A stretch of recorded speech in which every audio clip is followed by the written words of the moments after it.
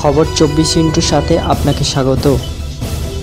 নতুন নতুন খবর জানার জন্য আমাদের চ্যানেলে চোখ রাখুন।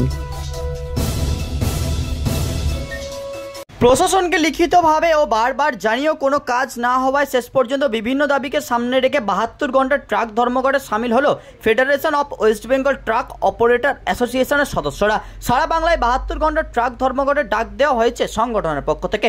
মূলত ওভারলোড বন্ধ করা, পরিবহনের ক্ষেত্রে পুলিশ, পার্টি ও সিভিক ভলেন্টিয়ার্সের অত্যাচার বন্ধ করা, আন্ডারলোড গাড়ি থেকেও টাকা নেওয়া বন্ধ করা সহ 7 দফা দাবিতে ধর্মঘটে ডাক দিয়েছে ট্রাক মালিকরা। পাশাপাশি এমভিআই ও ব্লকে ভূমি ও ভূমি সংস্কার দপ্তরের অত্যাচার বন্ধ সহ বেশ কতগুলি দাবিকে সামনে রেখেছে federation of West Bengal truck operators association.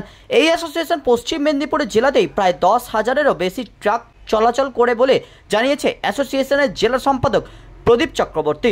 Truck ধর্মঘট চলায় রাস্তার ধারে বা পার্কিং লটে লাইন দিয়ে দাঁড়িয়ে রয়েছে পণ্যবাহী ট্রাক। আর ট্রাক ধর্মঘট হওয়াতেই স্বাভাবিকভাবেই যোগানের সমস্যা বাড়বে, আর তার ফলেই সমস্যা বাড়বে স্বাভাবিক জীবনেও।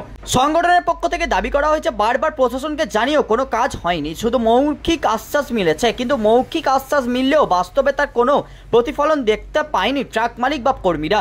ফলে বাধ্য হয়ে অনেকে এই ব্যবসা থেকে সরে গিয়েছেন, আর বাকিরা বিকল্প পথ না পেয়ে শেষ পর্যন্ত রুখে দাঁড়িয়েছেন বলে জানালো ট্রাক মালিক সংগঠন। ব্যুরো রিপোর্ট, খবর 24/7।